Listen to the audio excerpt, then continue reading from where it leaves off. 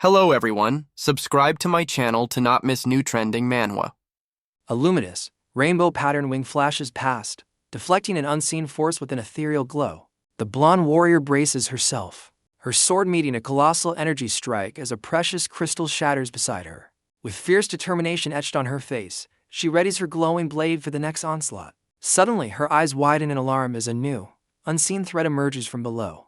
Before an altar holding a radiant red gem, the young woman stands defiantly against a monstrous, winged insectoid creature. It becomes clear she faces not one, but a formidable insectoid beast, their menacing forms closing in. Her sword clashes against a vicious claw attack from the larger monster, the impact sending shudders through her stance. Despite her skill, a swift, dark appendage slashes across her midsection, drawing first blood. Agony and shock contort her features as blood streams from her wounds, a cry escaping her lips. Overwhelmed and grievously injured, she collapses to the ground. The victorious monsters looming above, lying defeated in a pool of her own blood, she whispers a final apology, "Sorry, big brother." A poignant memory surfaces of a younger man with kind, red eyes assuring her, "Nana, I'll be waiting." The victorious monster looms closer, its terrifying, circular maw wide open, seemingly ready to strike. Drifting into unconsciousness beneath a vast, cloudy sky, she thinks with despair, "I don't think I can keep that promise." Suddenly, the perspective shifts to an expansive, sun-drenched modern city skyline. Within this urban landscape, the silver-haired young man from the memory, Rue, strolls along a busy street, groceries in hand. From behind, a familiar voice calls out his name, Rue. He turns to see three acquaintances who remark on his shopping, asking if Nana is due back from her ranked dungeon expedition.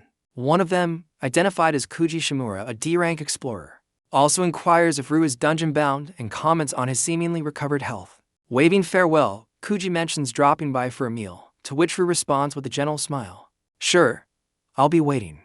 As Rue walks away, one acquaintance grumbles that Rue feasts like a king while they risk their lives, while the other mentions his sister is in the 7 Stars, a top organization. The first man retorts that one shouldn't be stupid, as Rue was the one who saved Nana when she was starving in the slums, though his companion still complains about their own hunger. A flashback reveals a young Rue offering bread to a destitute young Nana, having survived his own childhood by scavenging. The man with the shovel concedes, "Fine, I get it," but still insists Rue is ultimately a freeloader living off his sister, permitting them a little complaint. Overlooking the city, a stark thought appears: if Nana dies, it's back to poverty for him anyway. Arriving in his kitchen, Rue places the grocery bags on the table and lets out a soft sigh. He notes the time, realizing he went far for fresh ingredients and is now running late, needing to hurry and prepare dinner. With focused precision, his knife glides through an eggplant on the cutting board. Shortly after, he is skillfully tossing ingredients in a pan over a hot stove. Wearing an apron and a proud smile, Rue announces, "Done," as he presents a lavishly prepared meal. Rue checks his phone with a hint of concern, noting, "But she's late." His phone's wallpaper, a cheerful photo of him and Nana, displays the time 19:02, making him wonder, overtime again? Later that night, Rue has fallen asleep at the kitchen table, the elaborate dinner untouched. He is startled awake by his phone ringing at 10:03 p.m., an unknown caller on the line. And he answers, "Hello." The voice on the other end introduces themselves as the Explorers Association, inquiring if he's related to Nana, the shining light of the 7 Stars, to which he affirms, "That's right." His world shatters as the caller informs him, "I'm sorry to inform you, but she was killed in an S-rank dungeon by a monster. Her death was confirmed 2 hours ago," prompting his horrified cry, "What? No." Reeling from the news, Rue jolts upright, sending his plate of food tumbling. The meal crashes to the floor as the association member explains they only wanted to inform family, stressing the need for confidentiality to avoid trouble if news of a 7 Stars death spreads. Still in shock, he hears the caller mention compensation and benefits before the line disconnects with a beep. Rue slumps back into his chair, the spilled food in a fallen dustpan nearby, as he numbly whispers, "Nana." His mind struggles to process the devastating words, "She's dead." A memory surfaces of a small, tattered Nana asking shyly, "Can I start calling you big brother now?" To which he had replied, "Of course." Another cherished recollection shows a joyful Nana in a sunlit field, her voice echoing, "Big brother." He remembers her youthful fierceness, asking, "Are you hurt again?" After defending him, declaring, "They said bad things about you." A more recent memory plays, Nana, now a confident warrior, promising with a smile, "I'll be back soon, big brother." He recalls her playful affection in the kitchen, her request, So make something nice and wait for me. And his gentle caution, got it, so be careful. Her reassuring words before her last mission echo, it's just in a ranked dungeon this time. So, don't worry. A sudden, chilling realization strikes Rue as he stands by the door. Nana mentioned in a ranked dungeon, but the association reported an S rank. And the association typically uses a special program for S-rank incidents. Gazing at a framed photo of them, he considers that such investigations are especially thorough for a 7-star.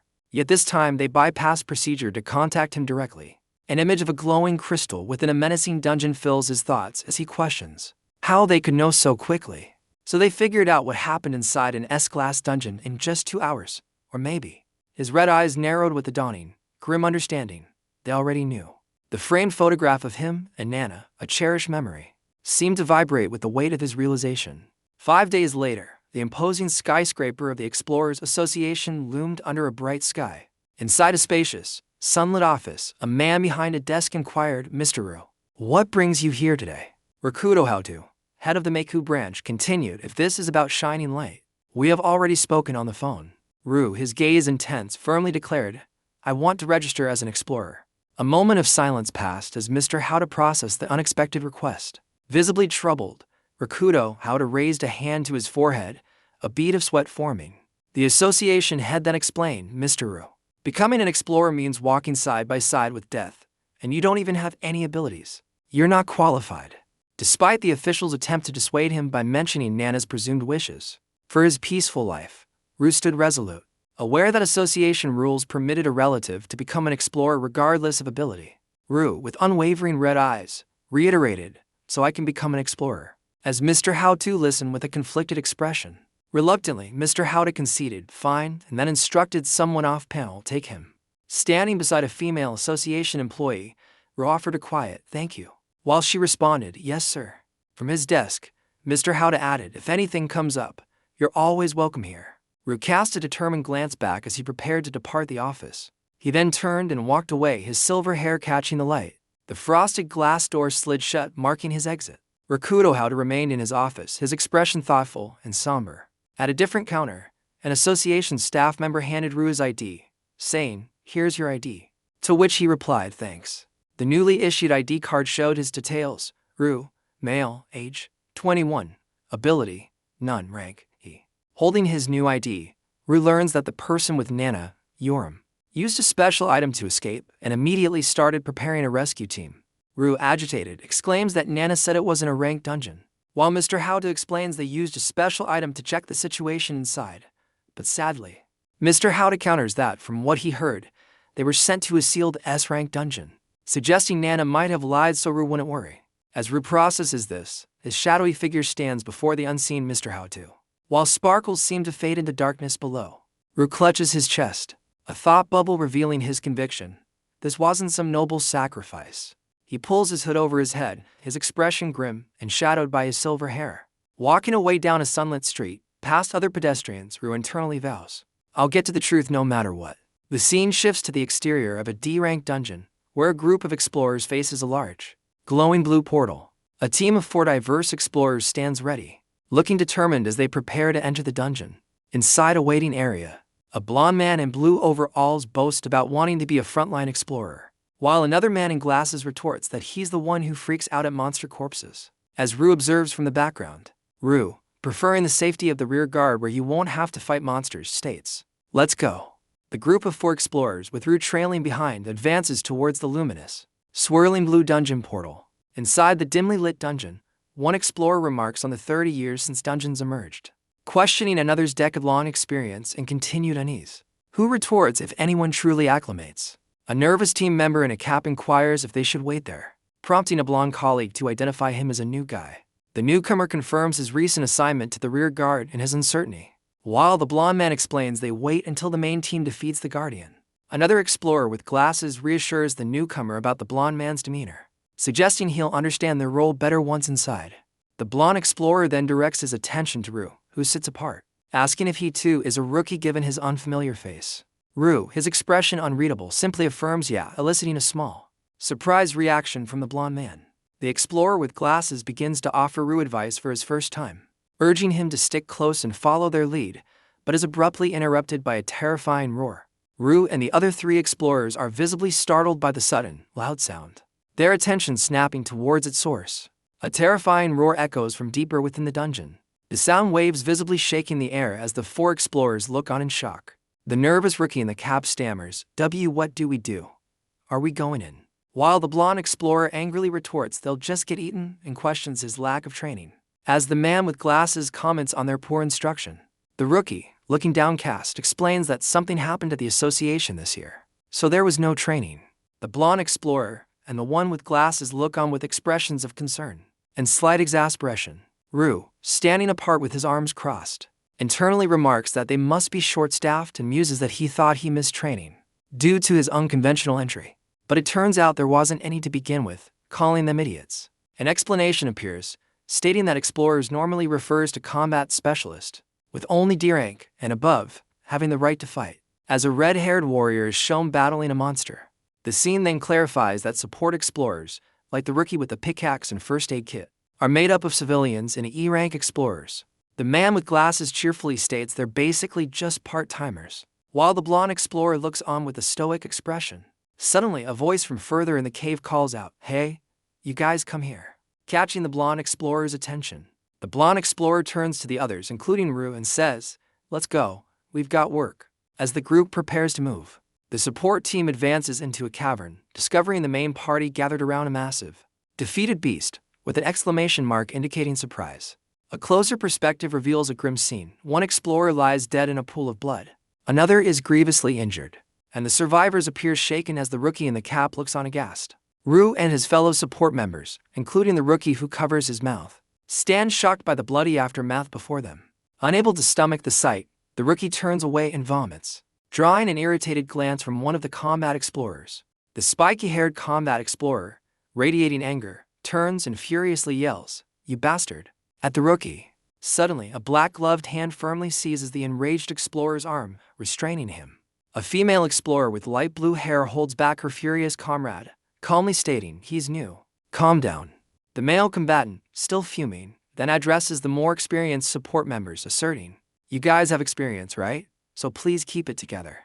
Taking charge, the blonde support leader sharply strikes the rookie on the head with his pickaxe, ordering, "Quit spacing out and get to work," as the combat team begins to move their fallen. While the rookie protests being yelled at, Rue, pickaxe in hand, internally condemns the rookie's reaction as disrespectful to the deceased and their grieving companions. Rue, examining a glowing crystal, tells the off-screen rookie that the combatants knew it was his first time seeing such a scene, which is why they didn't punish him.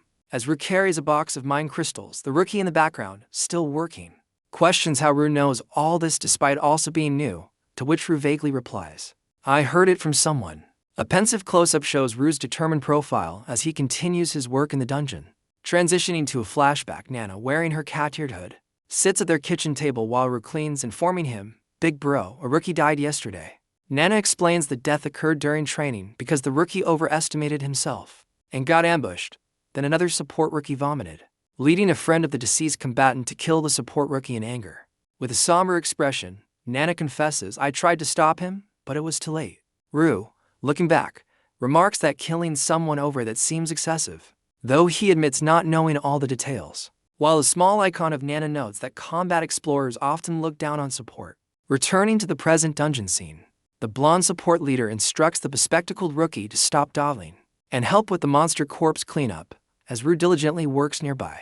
The blonde leader, gesturing towards Rue, comments to his colleague that Rue was so composed he initially thought he was an experienced explorer pretending to be a rookie, prompting an internal grumble from Rue about the leader being a jerk. Addressing the support team, the blonde leader points towards a glowing red crystal on a distant pedestal, explaining, "Listen up, to clear a dungeon, you gotta smash the core. It's that thing over there." He elaborates that to break the core, they must first defeat the Guardian, as a red-caped warrior is shown striking down a beast.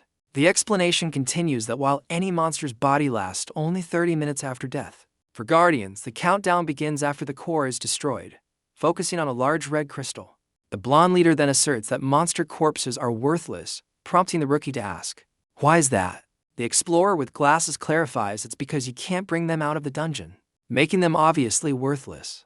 He further explains that when you defeat a Guardian, there's a chance to get weapons or gear, and if you're lucky, maybe even a skill book. Additionally, rare items sometimes drop too, illustrated by a glowing question mark silhouette. The blonde leader advises that if they care about loot, they should ask the combat guys.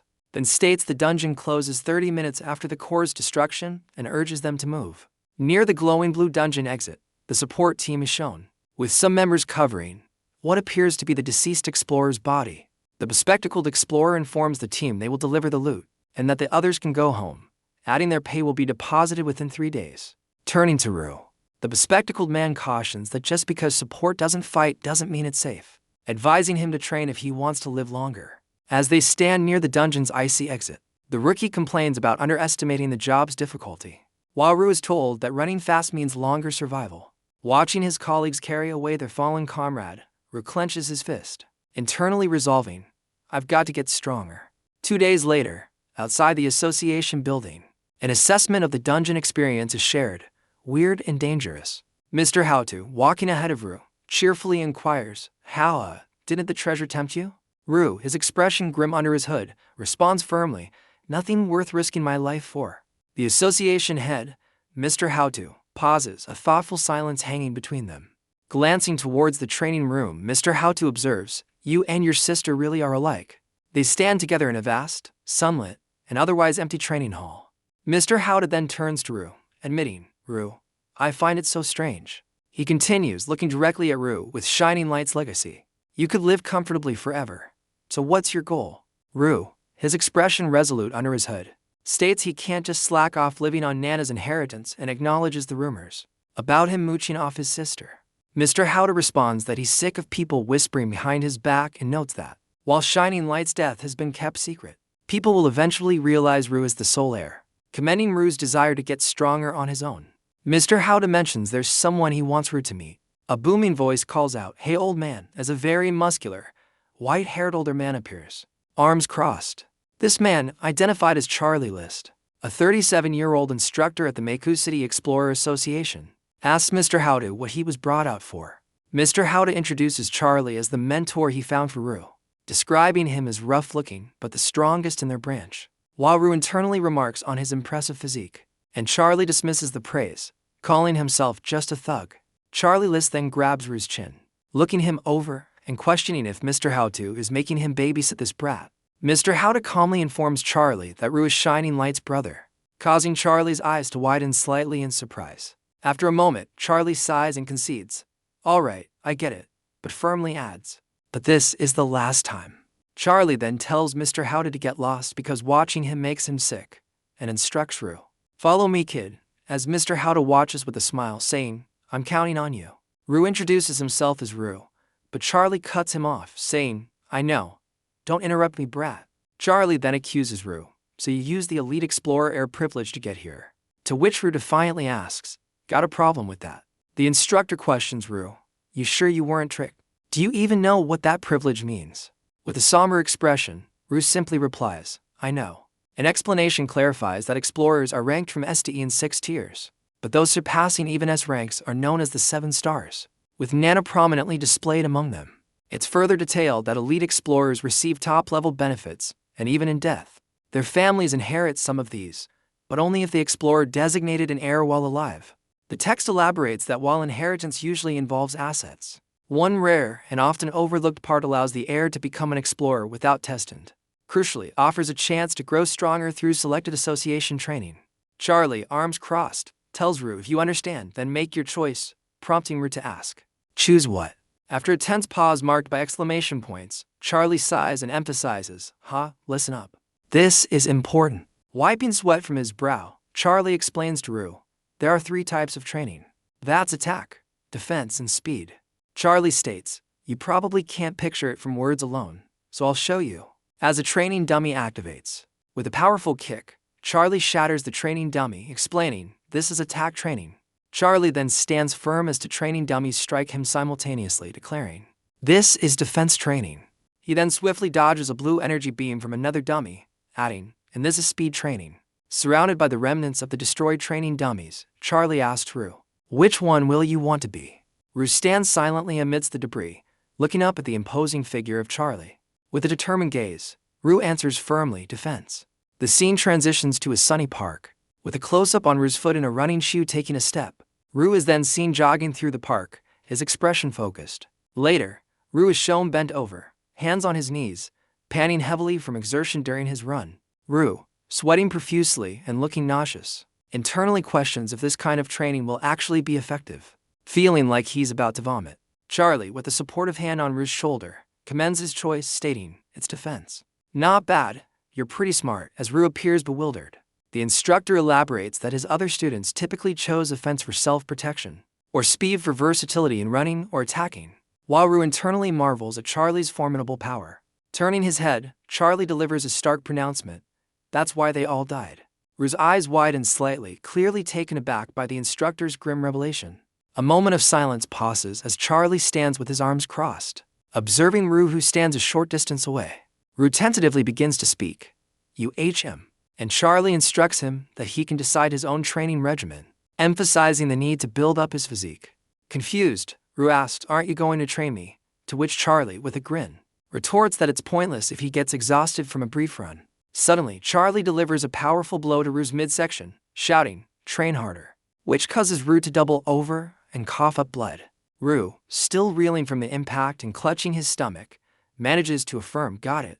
Charlie holds up two fingers, informing Rue, "You have 2 months. If you don't reach a minimum level by then," the instructor sternly adds, "I don't care if you're Shining Light's brother. I won't look after you," as Rue listens with a downcast expression.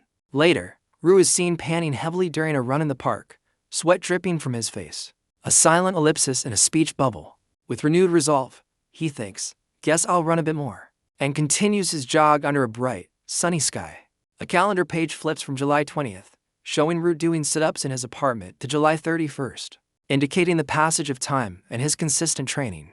Late at night, Rue sits at his computer, illuminated by the screen, researching, with a dumbbell on the floor and a close-up showing his hand clicking the mouse. The screen displays a dungeon monster investigation record featuring a fearsome, winged insectoid creature named Dogumi, a rank S mythic beast with wind element, water magic, resistances, and extremely high physical defense. Staring at the monster's profile, Rue muses, "Mythic beasts are this strong, huh? No wonder, Nana. This is why you were so stubborn about keeping me away from being an explorer and from dungeons, isn't it?"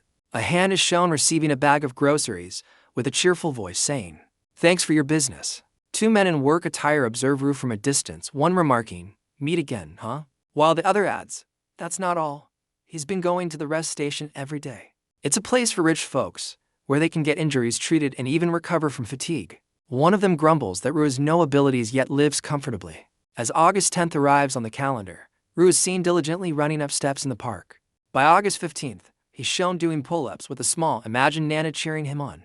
Calendar pages for August 19th, 21st, and 28th flutter past, marking his continued efforts. More calendar pages fall, and a caption indicates that 1 month has passed. After a month, Rue, now significantly more toned and sweating, performs sit-ups, showcasing his progress.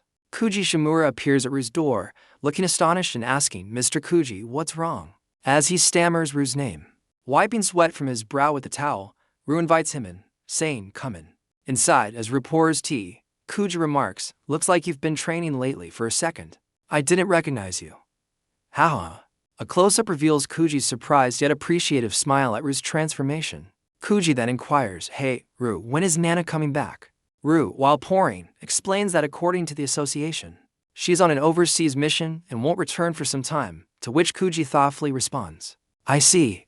Kuji reminds Rue of their long acquaintance, encouraging him to speak his mind, and then points out that Rue's recent increased spending has been attracting attention. He elaborates on the widespread poverty, noting many can't afford even basic necessities, and mentions hearing about Rue's daily visits to the rest station.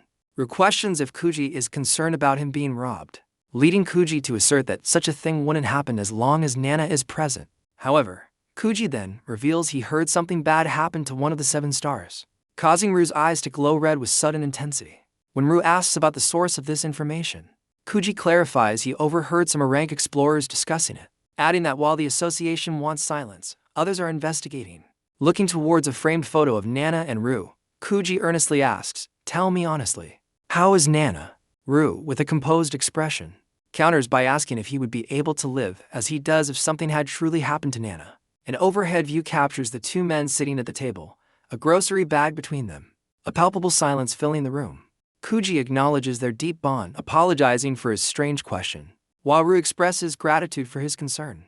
As Kuji prepares to leave, Rue invites him to stay for lunch, but Kuji declines, citing other commitments. After Kuji departs, Rue stands alone by the door, the sound of it closing echoing softly. Rue then checks his phone, scrolling through a long list of missed calls from a contact labeled Baka 3 Gu Idiot No 3. He selects the contact Idiot No 3 and initiates a call. On the phone, Rue, with a serious expression, states there's something he wants to ask. As the person on the other end remarks on Rue finally calling back after 45 missed attempts, the mysterious voice on the line immediately asks if Rue's inquiry concerns the 7 stars, prompting Rue to intensely question what they know. The contact, depicted as a chibi figure, abruptly ends the call with a beep, suggesting Rue ask the association instead. Rue, annoyed at being hung up on, listens as the voice on the line threatens to involve his older sister if he asks anything stranger, before revealing that one of the 7 stars has died, though their identity is unknown, and the association is trying to suppress this, as expected. The person on the phone, now seen from behind looking out a window at the city, explains that even an injury to one of the 7 stars would cause a national stir, and questions why Rue is inquiring with them instead of his own sister. The person on the phone, seen from the back with a towel around their waist, asks if something is wrong with Nana. Rue, flustered, reacts with alarm to the threat of his sister being contacted.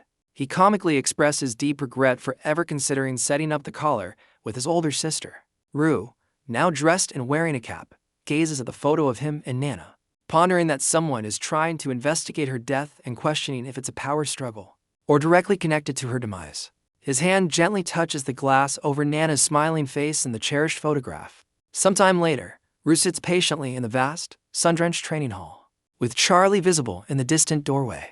Charlie approaches with a knowing a confident smirk on his face. Rue, now noticeably more muscular, stands and inquires if he pauses, while Charlie comments on his significant transformation over 2 months, stating he hardly recognizes him. After a moment of scrutiny, Charlie confirms Rue barely pauses and declares they should get straight to the point. Charlie then informs Rue there's good news and bad news.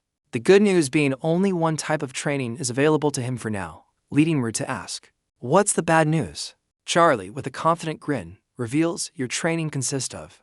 He then unleashes a powerful blow, exclaiming, "Ain't beaten up," as Rue is struck hard. Rue is sent flying across the training room, crashing to the floor. Standing over the winded Rue, Charlie instructs, "Remember this power. Once you can withstand this, you'll pass the training." Rue, still recovering, asks, "That's it?"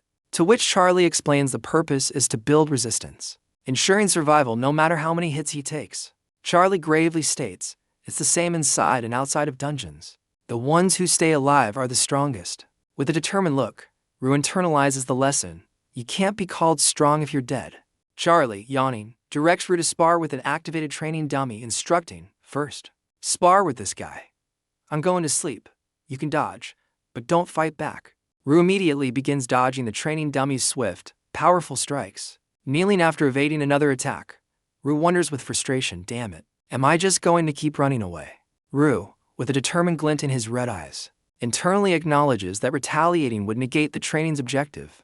The training dummy delivers a swift punch, connecting with Rue's face. As Charlie sleeps soundly in the background, Rue recalls his instructor's earlier explanation that the purpose of this training is to build resistance. With fierce resolve, Rue decides he can't just keep dodging, he has to endure all the attacks. From an elevated position, Charlie observes Rue engaged in a grueling sparring session with the training dummy. Charlie, with a knowing smirk, muses that Rue is finally grasping that this method trains both spirit and body, which is why defense training is often underestimated. While continuing to face the dummy's onslaught, Rue understands that true defense transcends mere physical strength. Charlie, relaxing with his hands behind his head, is interrupted by his phone ringing. The caller ID showing Dharma Hall and a playful, musical alert. Answering the call with irritation, Charlie complains about his lack of sleep due to excessive errands. The voice on the line delivers startling news. An S-rank dungeon has manifested in Mizuyasu village, causing Charlie's eye to widen in alarm. The voice on the phone explained that most of Mizuyasu village had already been engulfed by the S-rank dungeon's swirling blue vortex. Back in his office, Mr. Howda thoughtfully reviewed a document related to the unfolding crisis. Charlie, having ended the call, informed Mr. Howda that Kazami from the 7 Stars had given them the go-ahead. Mr. Howda remarked on Charlie's persuasive abilities. To which Charlie lamented it would have been simpler with Shining Light's help. Resigned, Charlie declared they couldn't dwell on it and needed to address the significant problem swiftly. He then elaborated on the dire situation, stating it's unheard of for an S-class dungeon to expand internationally, and that after the weeks of desperate containment efforts, there had been no news for a week. Mr. Howto, with a grave expression, inquired about the expected time frame for the situation to escalate. A report on his desk, Mizuyasu Village, S-Class Dungeon Investigation Report Number 01, indicated a critical point after 45 days. Charlie, noticing Howto's stern look, stated he also wanted to resolve things quickly. But Howto pointed out that one of Kazami's key members was injured, requiring at least a month to recover, and 7 Stars members are irreplaceable. Furthermore, Charlie added that there seemed to be an internal conflict within the Kazami family, with the younger members having vanished, expressing sympathy for Kazami's need to find his siblings. 45 days later, the S-rank dungeon's unstable blue energy vortex continued to crackle ominously. A team of explorers, with Rue among them, cautiously navigated a dark, narrow passage within the dungeon. Rue, now exuding a subtle blue aura, stood with a resolute expression, his training evident. A nervous young explorer in a distinct uniform urged Rue, "Hurry, the boss is almost here." While Rue remained stoic, the party halted as they perceived a massive, shadowy figure lurking deeper within the cavern ahead. The formidable area boss, a large, horned, dark-furred beast with glowing red eyes, revealed itself. With a rallying cry to prepare for battle, the combat-focused explorers charged towards the monstrous opponent. The beast unleashed a powerful surge of crackling energy as the warriors engaged it from multiple angles. Observing the intense fight, the young explorer noted the boss's strength and the leader's minimal scouting party, wistfully wishing he could join the fray, while Rue watched impassively. One of the frontline explorers, wielding a large axe, braced himself for a powerful downward swing. The axe-wielding explorer leaps high, bringing his weapon down on the beast with immense force, creating a shockwave. Simultaneously, another combatant plunges a sword deep into the monster's back, drawing a significant amount of blood. With the beast defeated, the bald, axe-wielding leader smirks confidently and announces to his team, "It's over. Let's head back." The scene focuses on the explorers' boots as they begin to move, dust motes swirling around their feet. Rue, positioned between 2 other support members, observes the departing combat team with a serious and watchful gaze. A close-up on Rue's face highlights his intense red eyes as he internally notes, "Something's weird. About them. They're too fast." The nervous young explorer from before turns to Rue, asking if he knows something, to which Rue responds that their attack speed is unusually fast, and the low number of monsters is concerning, urging caution. The young explorer's hand gently clasped Rue's shoulder, a subtle gesture of reassurance or perhaps something else. With a seemingly friendly smile, the young explorer tells Rue, "We'll cover you from behind. You go on ahead." His eyes shadowed. Rue, his red eyes glinting with understanding, looks back over his shoulder and affirms, "Got it." As a faint blue aura surrounds him, realizing they are encircled, Rue internally notes, "We're surrounded." While the young explorer beside him wonders, what are they planning to do? From a dark passage, a peculiar, small creature with a cake-like hat and a card-shaped body emerges, marked by an exclamation point of surprise. The entity grows larger, revealing itself as a king of spades playing card with a spinning wheel of question marks on its torso, radiating an ominous glow. To combat explorers, including the bald leader, share sinister smirks, one remarking, "How? It's out," and his companion adding, "Lucky." The previously friendly young explorer, now terrified and on the ground, stammers, What is that?" as another combatant casually inquires that.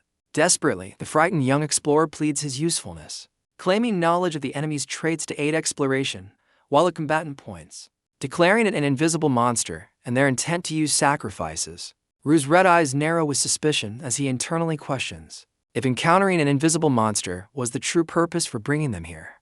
A flashback depicts Nana weary, collapsing and stating, "I'm tired, today. We came across an invisible monster." Continuing the memory, Rue, holding drinks, asks Nana, "What's that?" to which she, resting on the couch, replies it's a really annoying monster that forces people to vote for sacrifices. Nana further explains in the flashback that survival is like roulette based on spaces, and the enemy is invisible till you make a choice, so it's called an invisible monster. As images of the card creature and a clock appear, Rue, still in the flashback, inquires if the monster plays with people and if there's a countdown, to which Nana replies that everyone who's seen it is dead. Nana elaborates that the monster makes people kill each other, adding grimly while holding her drink that some people actually want that. Rue then asks if this particular monster drops good items. As Nana takes a sip from her glass, Rue questions what happens if you're picked as the sacrifice. Nana lowers her glass, her expression serious and thoughtful as she considers his question. Returning to the present, the King of Spades monster displays a flaming 60-second countdown on its head, with text indicating you need to kill it. The card monster then projects holographic images of 8 explorers, including Rue and the young man, before them. A gloved hand, presumably belonging to one of the combat explorers, decisively selects Rue's holographic image from the displayed options. 2 of the combat explorers smirk, holding holographic projections of Rue and the terrified young explorer, one remarking they can use the trash's ability and deciding to go with these 2. Rue and the young explorer stand trapped as glowing blue energy pillars erupt from the ground around them, summoned by the card monster, while the other explorers watch. The card monster emits a pain cry, its form flickering as if damaged from an unseen attack.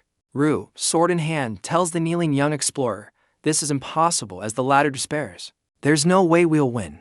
With glowing red eyes, Rue turns to the young man and sternly inquires, do you want to die? The young explorer, utterly dejected, laments. This boss is 3 to 5 times stronger than the Guardian. We can't win. Suddenly, the young explorer lunges, pushing Rue aside as both begin to fall.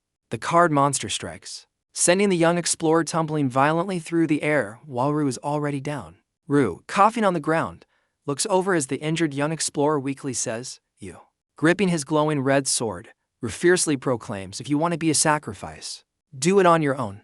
I won't give up, no matter who my opponent is. He then launches himself upwards, sword poised to strike the menacing card creature. The perspective shifts dramatically to an aerial view of Mizuyasu village, consumed by a colossal, swirling red and purple energy vortex. Beneath the swirling crimson abyss of the dungeon, Charlie stands with arms crossed, turning to face an approaching group. Kazami-shun of the 7 stars, known as Tenkin, appears with his somber-looking companions, his expression serious and his axe resting on his shoulder. As Kazami presents a broken, demonic-looking weapon, he informs a surprised Charlie, Kazami. This is, Tsuyoshi was sacrificed. Kazami, looking regretful, explains to Charlie that he wasn't strong enough, and when asked what happened, reveals it was an invisible monster and Tsuyoshi chose to stay back because they refused to choose a sacrifice. Charlie, with a bead of sweat on his temple, processes this grim information, uttering a simple, I see. Seeking clarification, Charlie asks about Tsuyoshi in the book, to which Kazami replies he destroyed it as the safest course of action. Running a hand through his hair in exasperation, Charlie mutters to himself, honestly, why do I always get stuck confirming these things? Lighting a cigarette, Charlie states with conviction, I need to check the process. No matter who does it, please understand. The child of luck is humanity's biggest threat. As the cigarette ignites with a small flame, a text bubble reveals. The precious child of luck used the lives of 4 S-class and 17 A-class to become a powerful killer. With a determined glint in his eye, Charlie thinks, Tsuyoshi is a strong kid. If he becomes the child of luck, I'll have no choice but to take the life of the 7-star. One of Kazami's subordinates approaches Charlie, stating, Captain, it's time, and advises telling the chief that the highest rank in the dungeon might not be S-class. Kazami, looking serious, reveals, I got this letter, and continues, it was written at. Charlie reacts with stunned disbelief as Kazami informs him, shining light has been revived. Back in the dungeon, Rue fiercely deflects multiple sharp projectiles from the card monster while the young explorer looks on. The young explorer is struck across the chest by one of the card monster's attacks, its sharp teeth bared. A close-up shows Rue's intense red eye, a bead of sweat trickling down as he utters a pain cuh. Rue slides across the dungeon floor, his sword ready, as he regains his footing. The King of Spades monster unleashes a barrage of red energy tendrils towards Rue. Rue is thrown back by the force of the monster's powerful red energy blast. As Rue braces himself on the ground, he internally acknowledges he's right. Its power is incredible, but if this thing is 5 times stronger than the Guardian, I'd be dead by now. Rue, bracing himself with his sword, comes to a realization, in other words. The card monster's menacing grin fills the frame as Rue concludes, it's toying with me. He leaps aside, narrowly avoiding a sweeping red limb, noting its ability to extend easily, making ranged combat disadvantageous. Another limb strikes near the monster's unmoving card-shaped body, highlighting that it hasn't shifted its main form at all. While evading multiple tendrils, Rue wonders if the creature's immobility is its weakness. He lands firmly, his gloved hand and booted foot digging into the dungeon floor. Deciding to test his theory, Ru lunges forward, sword glinting, proclaiming, "I'll give it a try." His blade pierces the monster's gaping maw, and a hopeful smile touches Ru's lips as he thinks, "Looks like it's working." Suddenly, Ru's expression shifts to one of shock and alarm. The monster's sharp teeth clamp down, shattering the sword, while simultaneously a red tendril ensnares Ru's ankle. Suspended upside down, Ru grins defiantly at the card monster, a fiery aura emanating from its hat. The monster slams Ru forcefully into the dungeon floor, the impact echoing with the Japanese sound effect. As Ru coughs from the blow, the despairing young explorer questions why he continues to fight an unbeatable foe. A tendril whips out, ensnaring Ru's neck and yanking him towards the leering card creature. Ru's silver hair obscures his face as dark, jagged lines frame him, signifying a critical moment. Blood trickles from Ru's eye and lip as he resignedly thinks, "So this is how I die." A vision of Nana appears, her hand outstretched, gently saying, "Brother, let's go home." His gloved hand reaches towards Nana's in the ethereal vision, her name a silent thought. The scene shifts to 4 years prior, showing Ru and a younger, hooded Nana standing before a tombstone in a graveyard. A close-up reveals the tombstone of Kasumi Akoma and Enji Akoma, with a wedding photo and text explaining Kasumi died a month ago saving Enji. And Nana's thought that they were a great couple who looked after each other. In the flashback, Ru reassures Nana, "It's not your fault, Nana," to which she hesitantly replies, "I know, but..." Wiping a tear, Nana confesses her fears since Ikoma's death, wondering, "What will I do if my brother dies someday?" Ru gazes at Nana as she continues, "Nana, but I know." With newfound resolve, Nana declares to Ru, "I'll do my best for you. Brother, you're my life. If brother dies, there's no point in my staying alive." She then firmly states, "I know you want to become an explorer, brother, but I won't let that happen as long as I'm alive." Ru listens with a somber, thoughtful expression in his red eyes. Gently patting her head, Ru comforts Nana, "Okay, it won't happen, so don't worry." As she questions, "Don't you hate that?" A kind smile graces Ru's face as he tells her, "It's fine, you're the most important person to me." Suddenly, back in the present, the young explorer, his hair now black, charges forward with a sword. Yelling, "UWAA, here I come." He valiantly strikes the king of spades monster, his blade meeting its toothy maw, while Ru tumbles in the background. Ru, blood dripping from his eye, looks at the young explorer and utters, "You." The dark-haired young explorer, sword still in hand, is violently swatted aside by one of the card monster's red appendages. He is sent hurtling through the air, coughing blood, before crashing forcefully against the cavern wall. The young explorer lies crumpled and bleeding on the dungeon floor, seemingly incapacitated. The card monster's enormous, tooth-filled maw lunges forward, impaling Ru through the chest as he lets out a cry of agony. Caught within the monster's sharp teeth, Ru glares with fiery red eyes, internally vowing, "I can't die till I find the truth behind Nana's death." Blood gushing from his wound, he screams with defiance, "No matter what happens, I won't let anyone get in my way." A close-up on his blood-streaked face reveals his unwavering resolve, his thoughts echoing, "I won't lose, I won't lose." With fierce determination despite his grievous injury, Ru internally declares, "I won't die. Not in a place like this." He grits his teeth, still impaled, and with a surge of power, thinks, "I will defeat Nana's enemy." With a violent spurt of blood, Ru is brutally impaled through the chest by the monster's attack. The force of the blow sends him crashing downwards, his body contorting in agony. Lying on the dungeon floor, blood trickles from his mouth as he gasps for breath. The card monster, its massive maw still agape, begins to glitch and dissolve into red and black pixels. Ru, wounded and leaning against the cavern wall, watches as the monstrous entity dissipates into nothingness. His red eyes, though bloodied, hold a spark of inquiry as he wonders, "Did I get it? Did I bite through to its core?" He coughs weakly, fresh blood appearing, the aftermath of the desperate struggle evident. A faint, bittersweet smile touches his lips as he lies back, thinking, "It's a draw, sorry Nana." Suddenly his eyes widen in surprise as shimmering green, cross-shaped particles begin to envelop him. A glowing blue holographic interface materializes before him, prompting a bewildered Ru to ask, "What is this?" Ru gazes at the glowing blue holographic panel displaying unfamiliar, swirling symbols. His eyes widen in astonishment as the interface clarifies he has obtained Hyperheal Low Spec. Single-use passive healing special item automatically used. He reaches out a gloved hand towards the luminous blue screen displaying the obtained Hyperheal Low Spec message. The blue interface then shifts, announcing skill obtained, extra use against a digital background. Later, lying on his bed, Ru contemplates the floating interface, musing that he found the skill in the dungeon and still doesn't understand its function.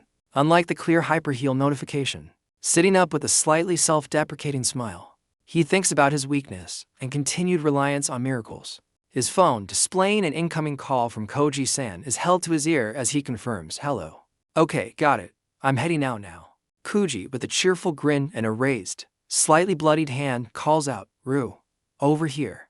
Approaching Koji and other explorers near a swirling dungeon portal, Ru is told, "Sorry to keep you waiting," and invited to sit as they aren't ready yet.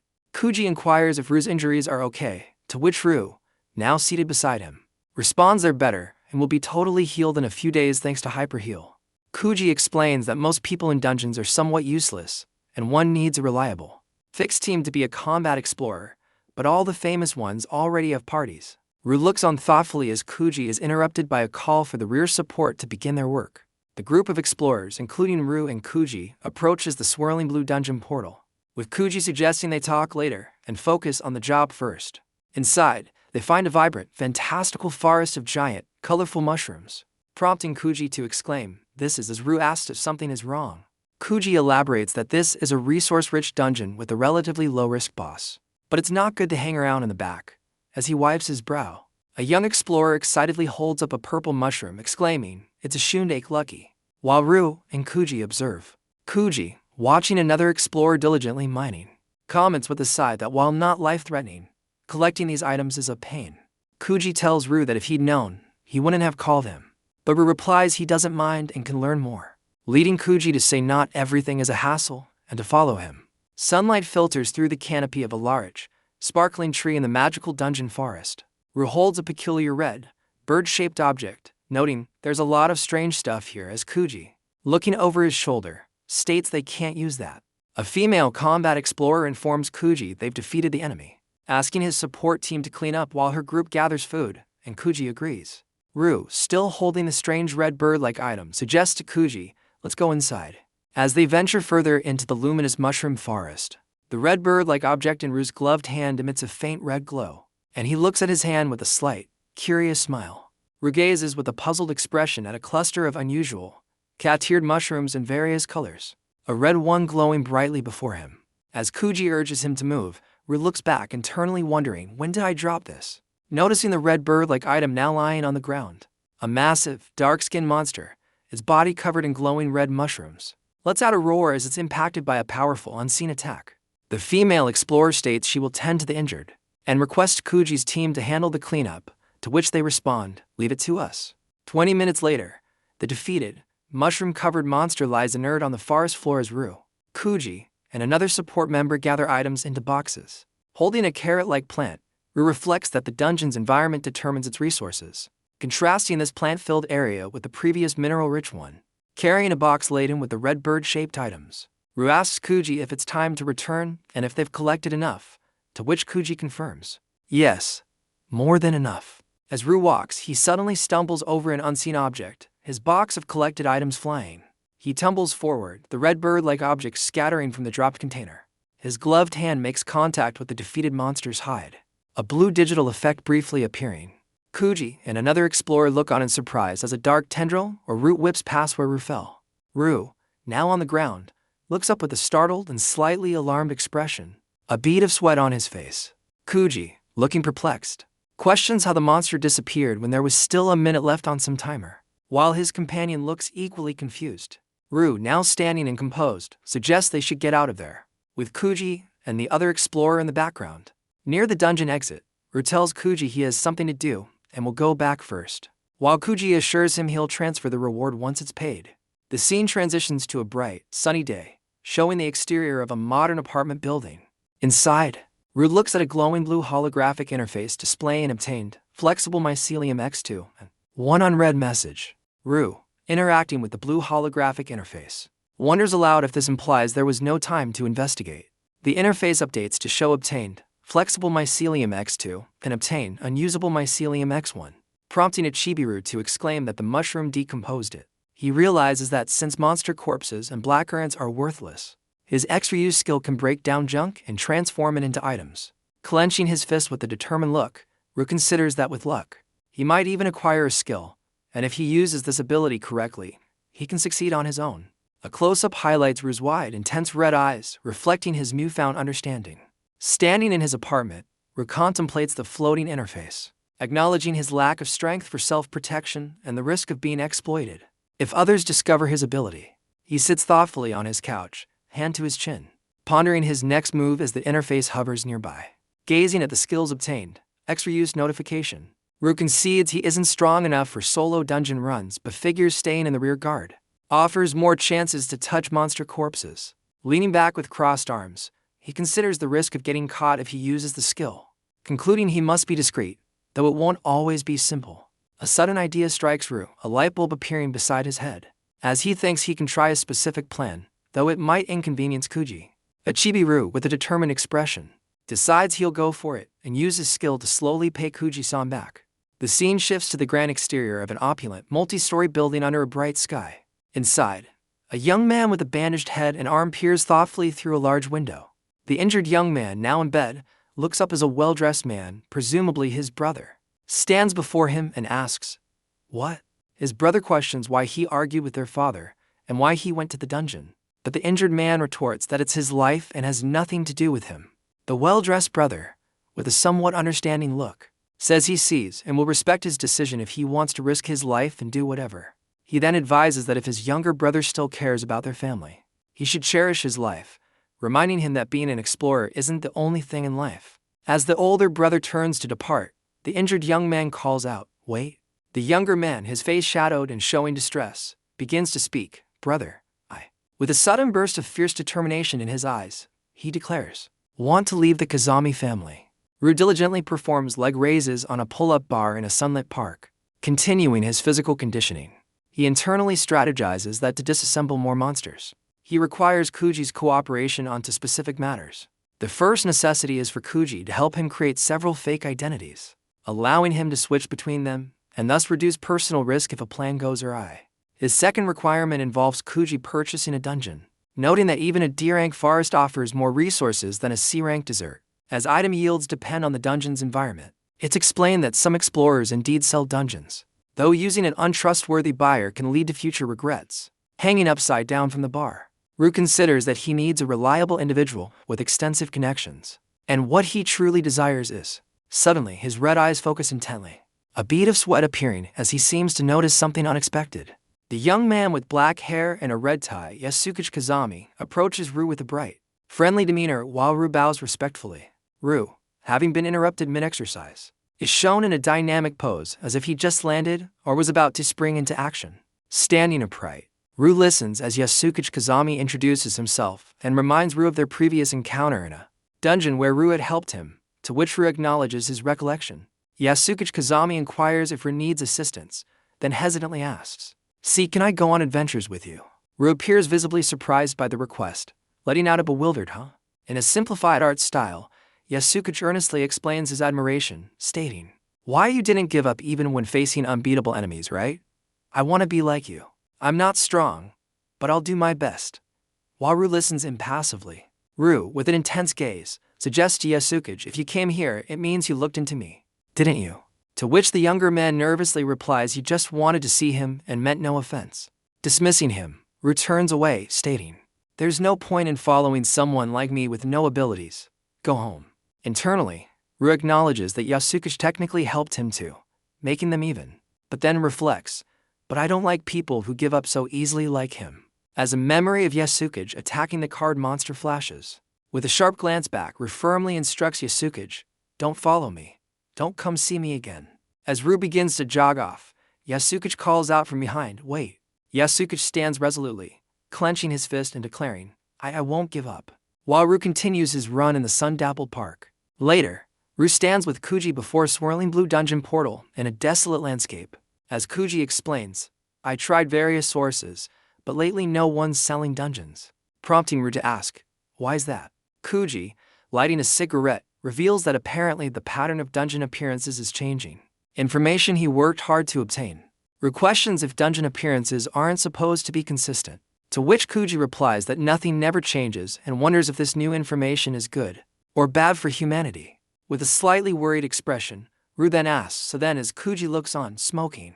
Yasuke Kazami waves cheerfully from a distance, prompting Kuji to ask Ru, who has been following him around for over half a month, questioning if it's a stalker. Chibi-Ru, looking flustered, explains he was at a party with Yasukage, who has been following him since, while Chibi-Kuji remarks, "Popular, huh?" Ru turns to Yasukage, asking what his real goal is, stating that saying he wants to adventure together won't work forever. Yasukage, looking flustered, insists it's not a lie and he really wants to go with Ru because he's strong, while Ru internally questions, "Me? Strong?"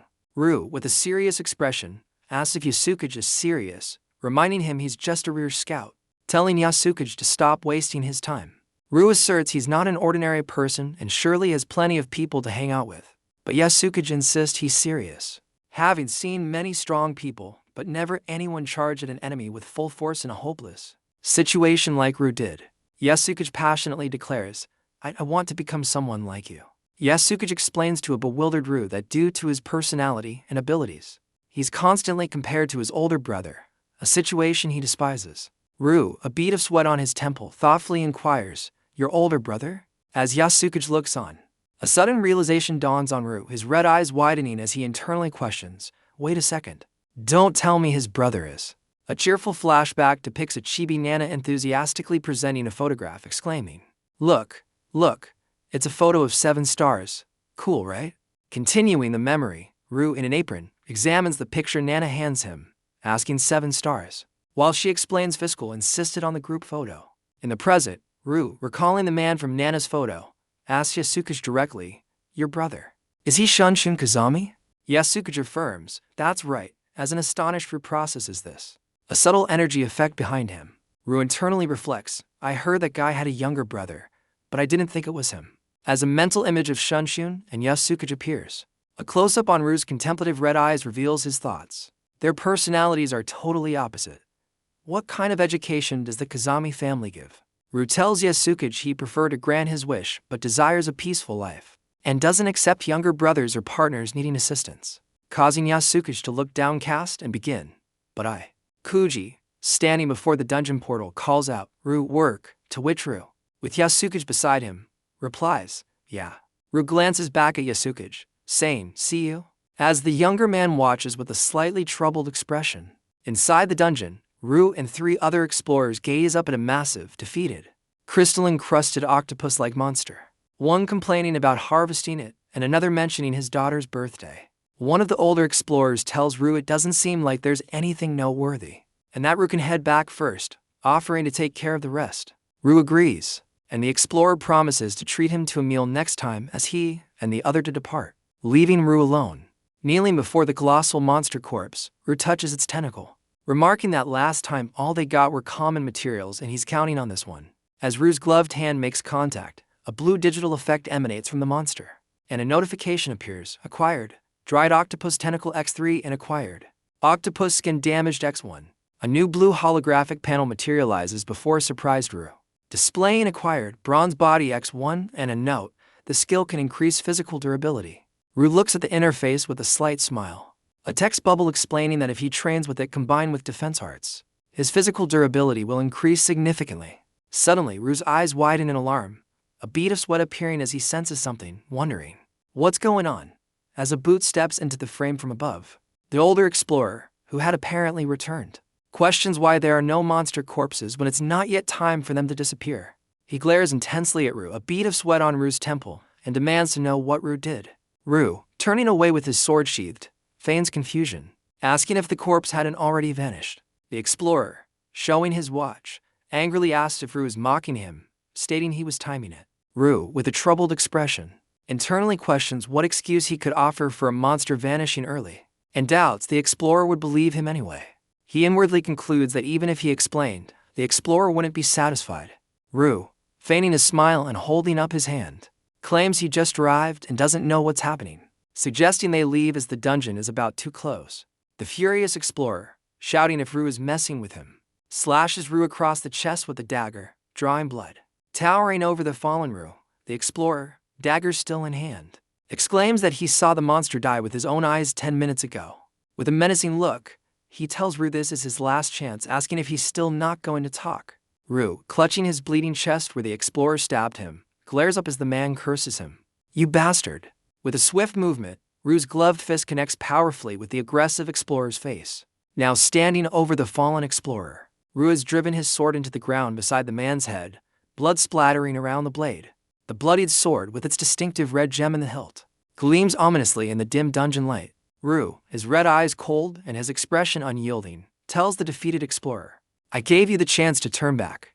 The terrified explorer lies on the ground, a boot pressing near his head, his eyes wide with fear and sweat beading on his face. As Ru walks away into the darkness, the explorer on the floor wonders if the rumor about him was true. Back in a modern bathroom, Ru vigorously washes blood from his hands under a running faucet. He stands over the sink in the tiled bathroom, continuing to cleanse his hands. Catching his reflection in the mirror, Ru sees his own blood-streaked face and is visibly startled by the sight. His blood-splattered reflection stares back, the word murderer echoing in his mind. The mirror's surface fractures, distorting his intense, almost unhinged visage. With a sudden surge of emotion, Ru's fist smashes into the mirror, shattering the glass.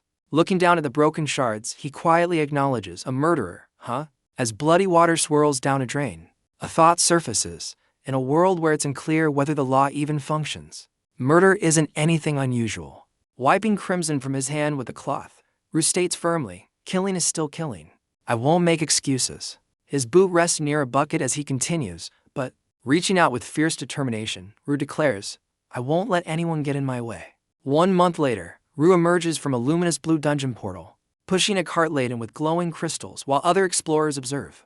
A fellow explorer waves, calling out, "Ru, took you long enough. I thought you got trapped in there." To which Ru calmly replies, "I twisted my ankle a bit, so it took some time."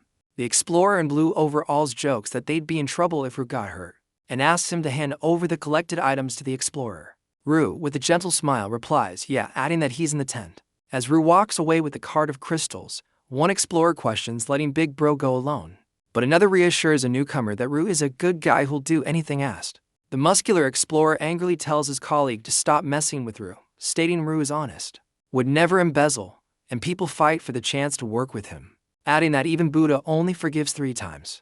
The chastised explorer retorts there's no way Ru would get angry, then mentions hearing Ru is Shining Light's older brother, to which his companion reacts with disbelief. They reason that if the rumor were true, Ru wouldn't be working in such a dump for chump change, and one wonders if something happened to Shining Light since her name hasn't been heard recently. Later, Ru walks along a sunlit street, carrying a grocery bag.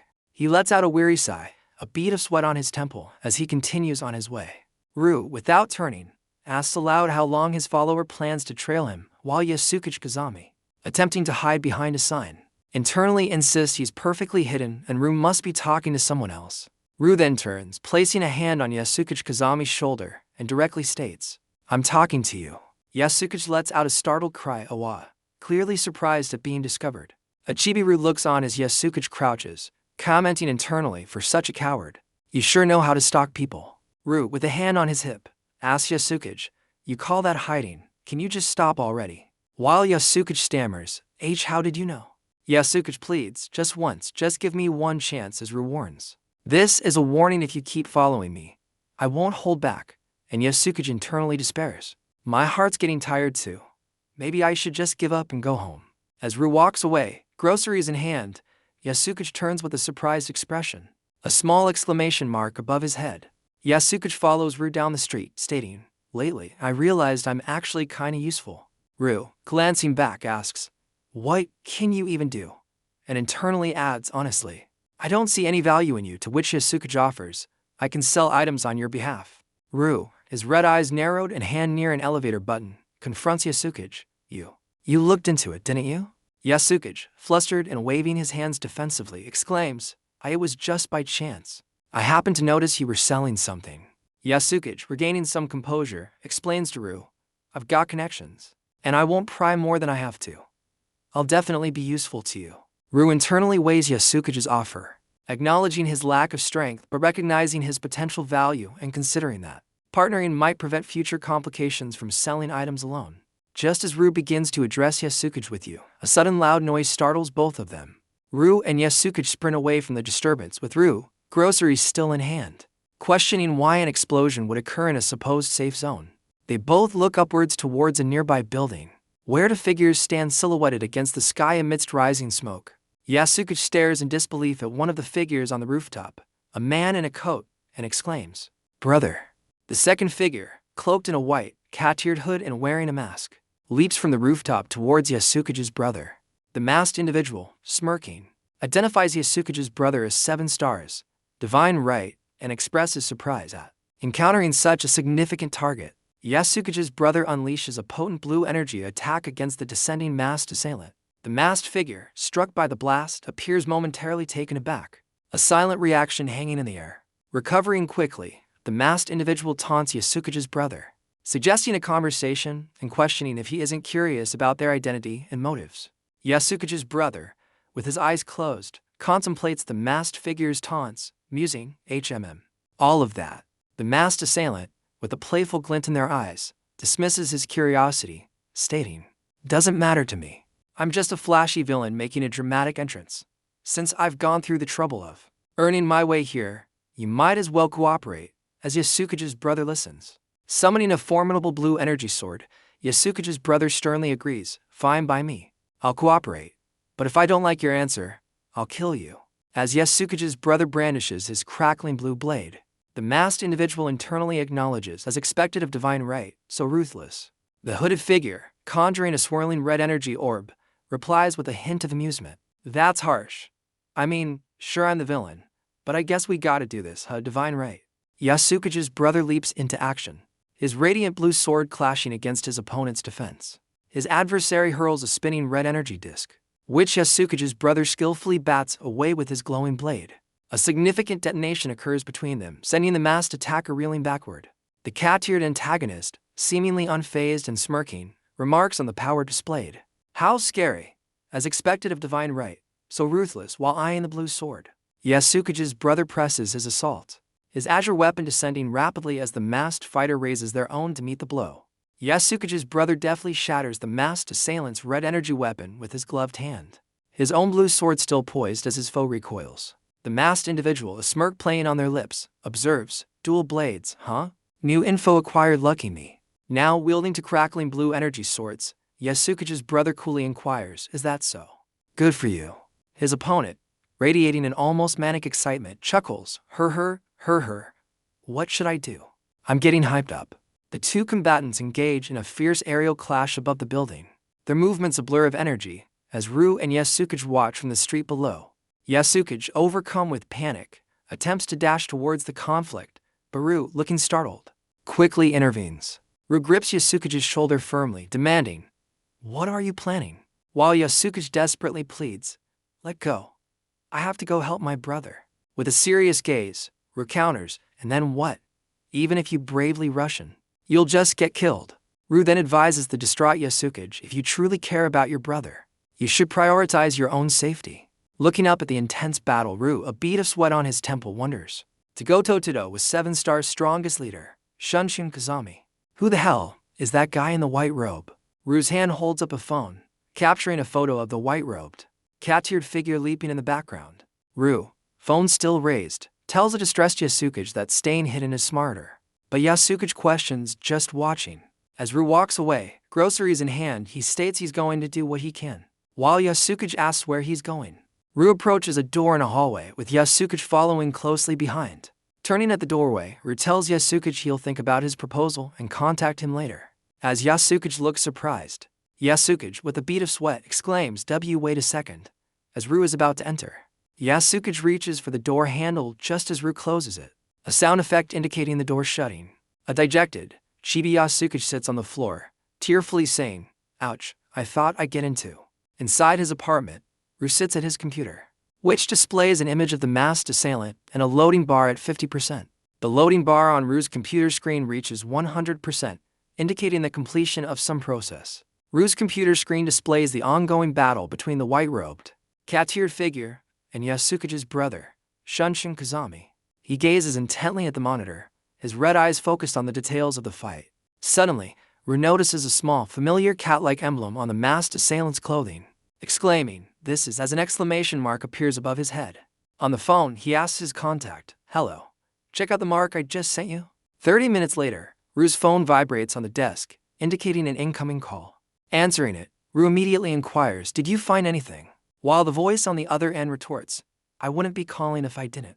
A chibi version of Ru impatiently urges, "Just get to the point already," as the contact reveals, "That's a rank explorer Komoriamon, The design is based on his pet cat, but the contact delivers grim news. He was confirmed dead last August, prompting Ru to question. Dead? You're saying dead, not fallen in the line of duty. His informant elaborates exactly he wasn't killed in the dungeon. He died near the entrance to an unranked dungeon. Apparently, the body was in a horrifying state, but the culprit still hasn't been identified, as an image shows Komori's bloody corpse. The person on the line then asked Ru, "Where did you see that crest?" While Ru, looking at his screen, wonders, "Why are you asking something like that?" The contact on the phone, depicted as a cat in a suit on a digital interface, warns Ru that if he's not mistaken, the mark signifies a plunderer, and advises him to stay far away if he spots such a symbol. Standing by his window, Ru questions the meaning of spoils of war, while the person on the line asks if he genuinely doesn't understand or is feigning ignorance. A close-up focuses on Ru's slippered foot, subtly shifting as he stands near the sunlit window. While observing the distant aerial battle, Ru asks his contact if the masked assailant managed to escape.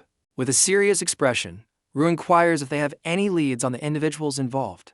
As his contact explains, the symbol represents victory. The blue-haired man on the other end of the call, lounging casually, suggests Ru ask nicely for the information he seeks. A chibi version of the blue-haired contact, still on the phone, waits with a smug expression for Ru's polite request. The contact disdainfully explains that stealing someone's crest as a trophy is a lame practice, attributing it to a group known as Cruz. He further reveals that the masked man in the footage is even more enigmatic than Cruz's leader, referred to only as Z, with no other details available. A red-haired woman, seemingly with the blue-haired contact, expresses her surprise, questioning, "Cruz, that weird organization?" The blue-haired contact, holding his phone, inquires of Ru, "You've heard of them?" Ru's gloved hand is shown holding his phone as he responds, "Nana mentioned them once." His contact elaborates that Cruz is an international organization with a complex structure, noting their erratic nature but strong internal cohesion. Ru's phone, displaying his name and the call timer, rests on a surface as he silently processes the information. With a concerned expression, the contact strongly advises Ru against investigating them, pointing out he no longer has someone like Nana to protect him. Ru, speaking into his phone, presses his contact, "How much do you know?" and firmly adds, "Don't lie to me." The informant reveals that news about Nana has already circulated within certain groups, and will probably become public knowledge soon, leading Ru to question the source. A gloved hand places a sleek black and gold business card bearing the name Daisy beside Ru's phone. The contact clarifies the information originated from the Daisy Trading Company, assuring Ru they deal in information but aren't disreputable enough for that kind of intel. And he persuaded the chairman to share details after hearing whispers. Ru acknowledges what they got it, then requests his contact to continue gathering intelligence on the trophy collector, emphasizing caution, while the contact queries Ru about his next course of action. Ru, on the phone, mentions moving if word about Nana spreads, while his contact notes his surprising calmness. His phone displays a smiling Nana as Ru explains he began preparing when he suspected Kuji might have leaked Nana's death, admitting he didn't expect the association to cover it up so thoroughly. Gazing at a photo frame, Ru expresses relief that his contact wasn't used as bait for profit. The scene shifts to a training hall where a dummy lands a powerful blow on Ru. He ducks under a punch from one training dummy as another delivers a strike from behind. Ru skillfully maneuvers, evading the attacks of multiple training dummies. The training dummies converge, their gloved fist about to strike Ru, who anticipates the impact. Charlie enters the training area, clapping and remarking to Ru, "Not bad. You're sharper than before." Ru credits his improvement to Charlie's coaching, but the instructor humbly states he didn't teach him much. Charlie adds with a slight smile that Ru has only been there a few times anyway as Ru listens. Charlie observes that normally, someone with Ru's physique, no matter how talented, couldn't handle the training bot so quickly, noting the system enhancements seem obvious. With a reassuring expression, Charlie states he won't ask what happened because it'd be nosy, but he is curious why Ru came today. Ru remains silent, his red eyes narrowed, as Charlie tells him not to say it's for training, asserting he's not that stupid. Charlie reminds Ru he told him before to listen, then reveals the topic is about Kazami-shun, who nearly turned into a disaster. Gesturing towards a raised platform, Charlie invites Ru, "Come on, sit." Against a backdrop of a fiery, smoke-filled sky, Charlie explains that Kazami nearly wrecked the entire city of Meiku. Ru, now seated beside Charlie, looks surprised as Charlie remarks that Kazami seems cool-headed, but when he snaps, it's all over, adding that the fight with White Robe was nothing. As Charlie lights a cigarette, he elaborates that White Robe was strong, the only one to ever push Kazami that far. But the real question is how he provoked Kazami to the verge of losing control. Both men gaze out a large window at a sunset. As Charlie mentions, Rue probably heard from Shining Light that Kazami is the strongest of the 7 stars, but that's assuming he's unrestrained. Charlie, smoking his cigarette, reveals the truth is Kazami's the only 7-star with a limiter, explaining that if he goes all out, he turns into a mass murder machine. To which Rue thoughtfully replies, "Makes sense." Charlie explained that while records showed Nana was the strongest, when the 7 stars ranks were based on power, it was also said that Kazami was the true strongest. Rue, depicted in a chibi style, questioned why Charlie was sharing this, to which Charlie, also chibi, retorted if this wasn't what Rue came to hear, and Rue simply replied, "No." With a serious expression, Charlie, holding his cigarette, then asked if Rue's true inquiry was about White Robe. Rue, his red eyes intense, confirmed he wanted to know White Robe's identity, prompting Charlie to state he could tell him, but needed a good reason. Rue declared that Nana didn't die merely from a dungeon run, and that the association must have known that long ago, asking if that was reason enough. To which Charlie affirmed. Charlie then admitted he was planning to use Rue as bait to lure White Robe out, questioning why Rue wouldn't just back off as Rue began to address him. Rue accused Charlie of deliberately scheming to keep him uninformed, to which Charlie remained silent, his expression unreadable. Charlie offered to disclose the information, but warned Rue that once he stepped in, there would be no turning back, and that this path with a high chance of death went against Shining Light's wishes. Before asking if Rue still wanted to know, he revealed that White Robe is a member of a brand new, completely unknown group called Saints. And furthermore, the 7 stars are now forced to choose a new member, visibly startling Rue.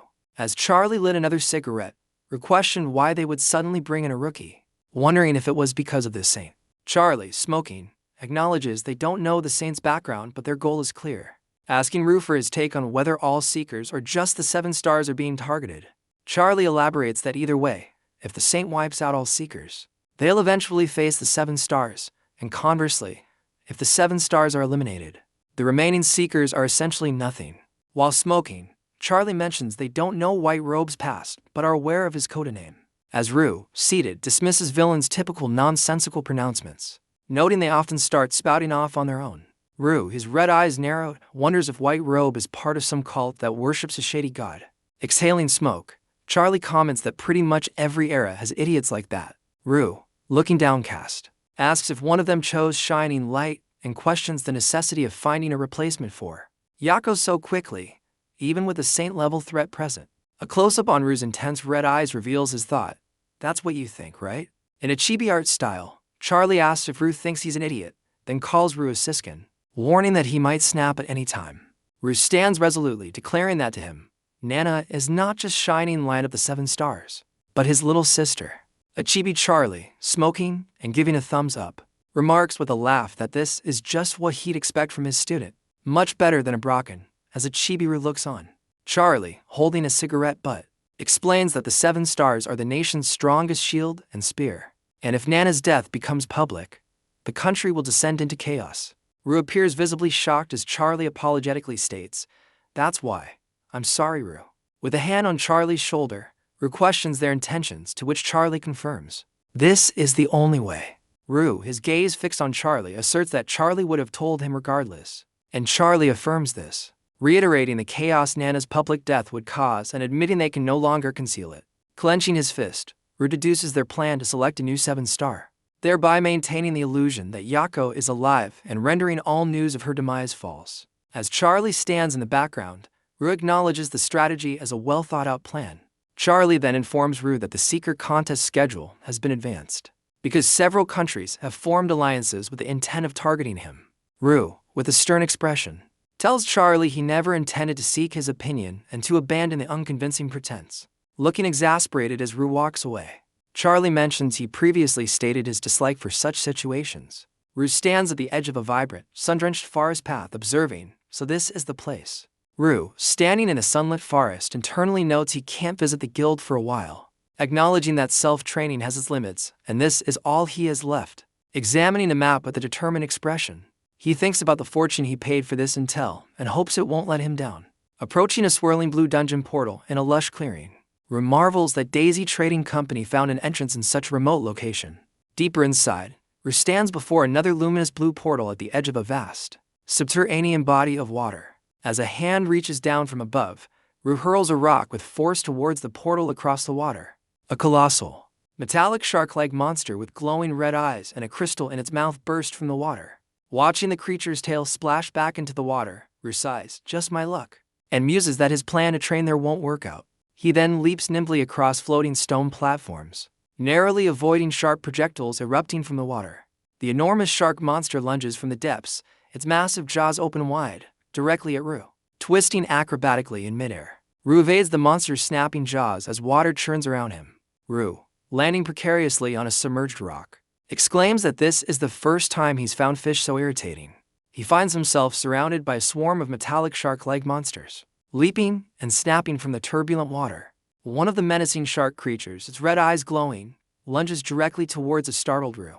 Rue delivers a powerful punch to the head of an attacking shark monster, creating an impact splash. He lands on solid ground at the water's edge, his gloved hand and boots touching the rocky surface.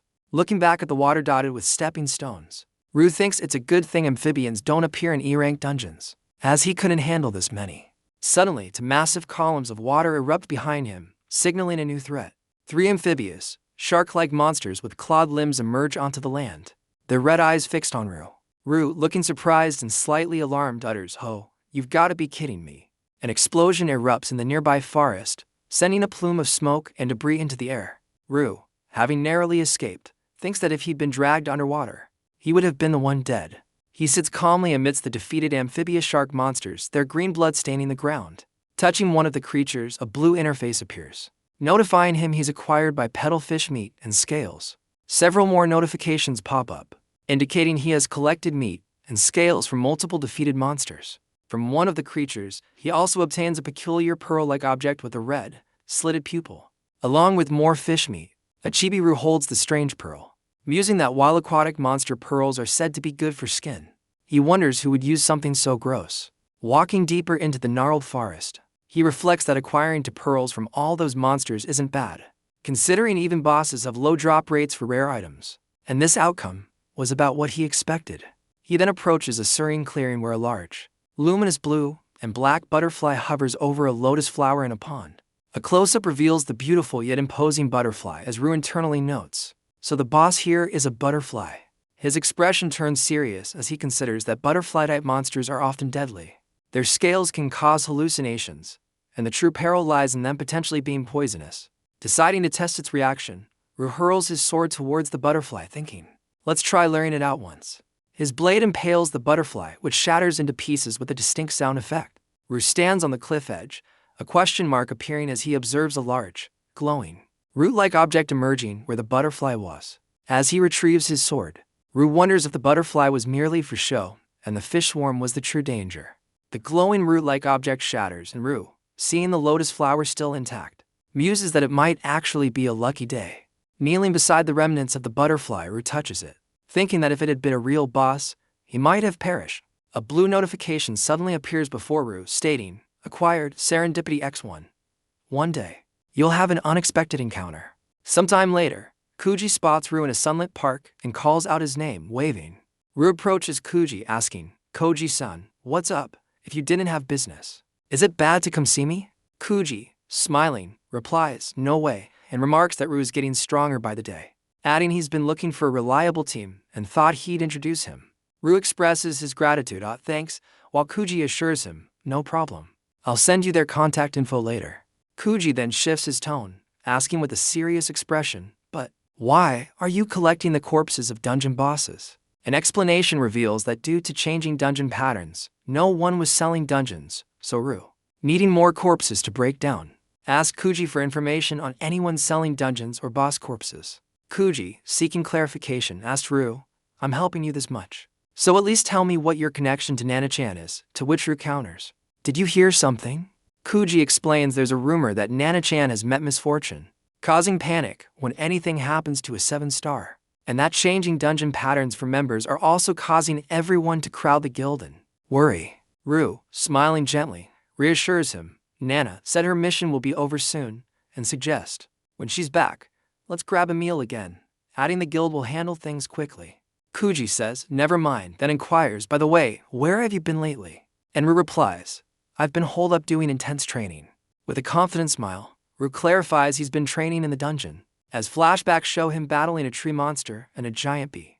Kuji, patting Ru's shoulder in a chibi style, remarks, "Makes sense. No wonder you're looking so fit." Then states, "Well, I still have business, so I'm off." As Ru says, "Yeah, see you." Kuji walks away through the sunlit park, leaving Ru to watch his departure. Ru, with intense red eyes, contemplates if greater strength could have allowed him to reclaim the shining light. Yasuke sits dejectedly in a hallway as Ru's approaching feet come into view. Yasuke greets Ru with a cheerful welcome back, while Ru inquires if he has been waiting. Yasuke enthusiastically confirms he waited for about 10 days, prompting Ru to internally acknowledge his amazing persistence. As Yasuke hopefully asks if he can come in, Ru, holding keys, curtly tells him he can leave now. Yasuke beams, exclaiming that Ru is making him a teammate, while Ru questions if he is always this friendly to everyone. Ru explains he was thinking about Yasuke's proposal, specifically if the place Yasuke wants to go with him is a dungeon.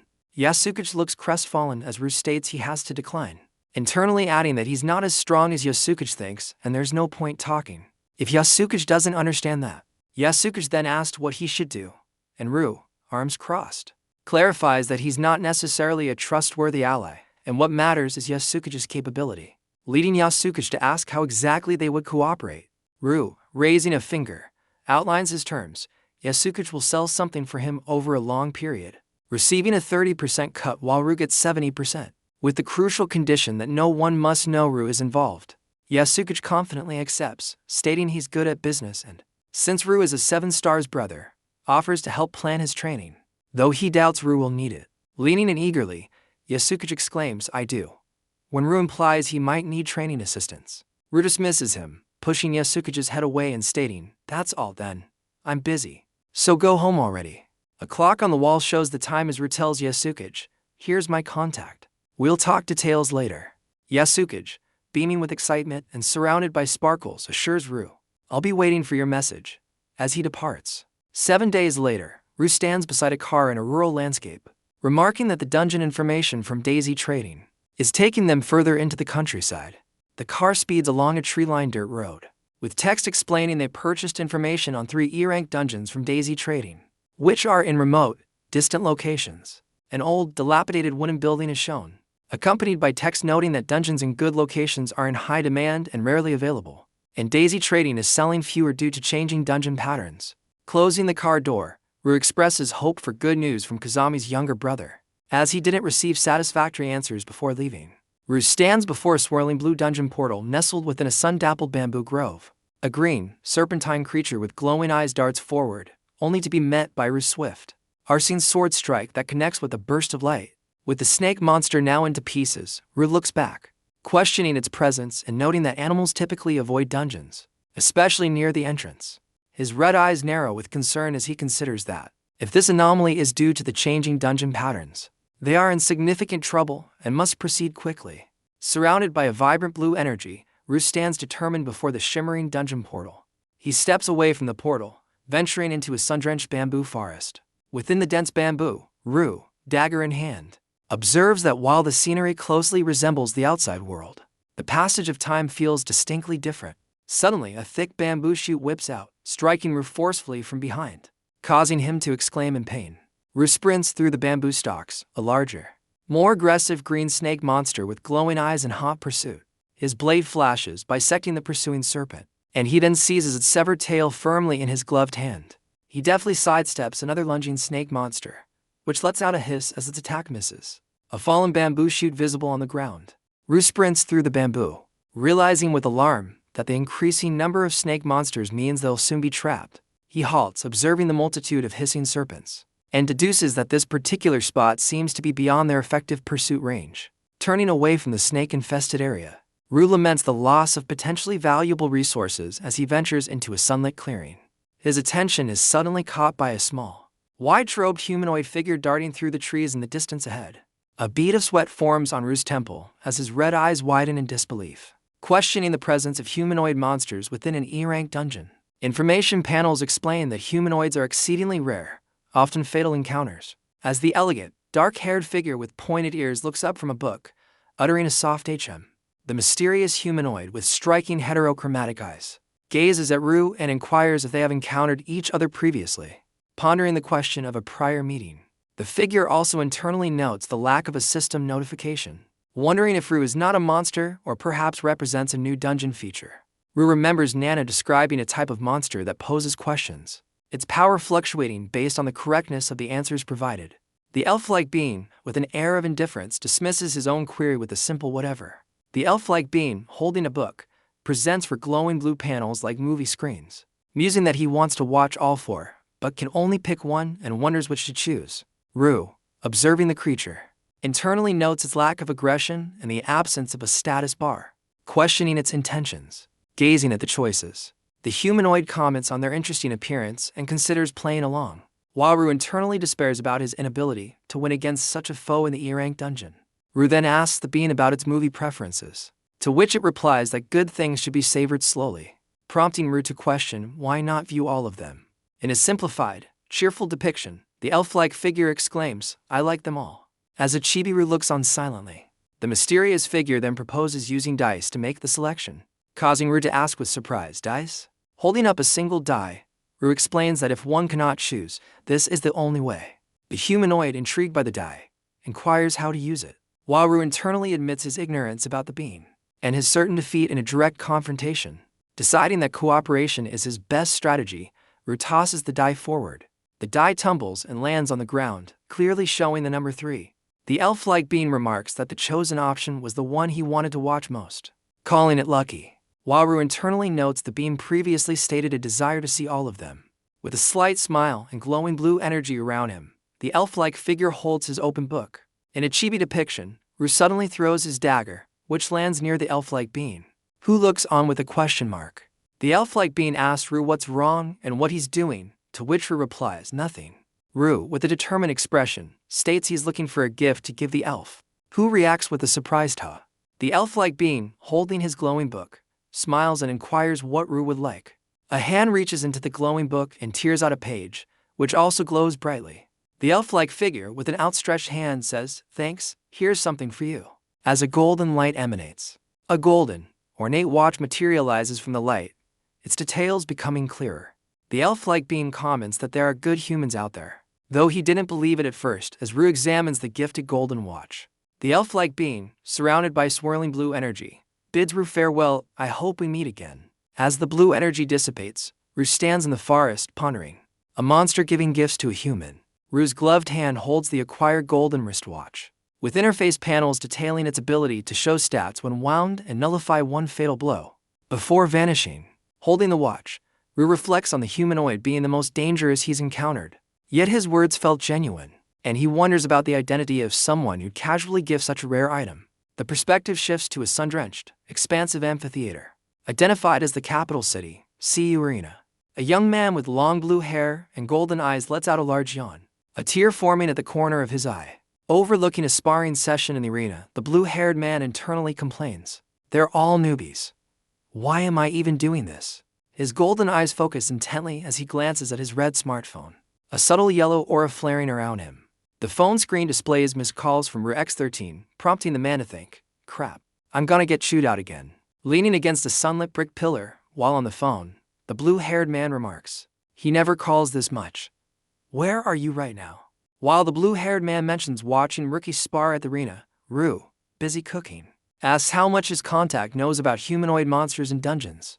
The contact on the phone asks if Rue encountered a humanoid, then advises him to just share what he knows, admitting he's not the ideal person to consult as humanoids are extremely rare. Rue, holding a plate of food, confirms that even the 7 stars don't encounter them frequently, and none of the dungeon logs he's aware of mention them either.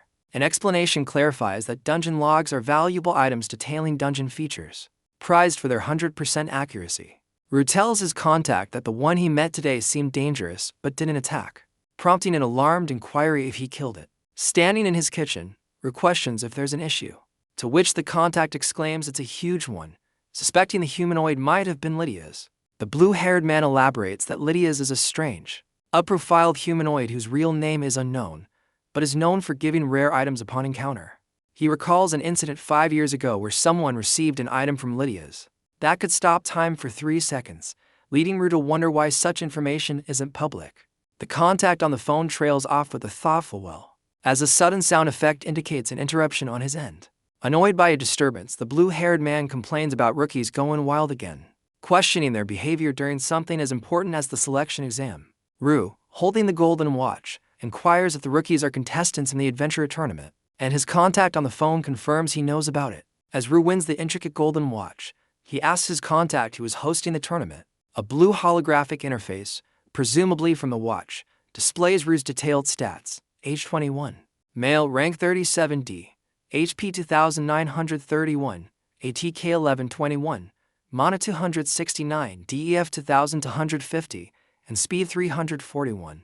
Gazing at the glowing stat panel, Rue wonders how the system determines these numbers, remarking it's just like in a game.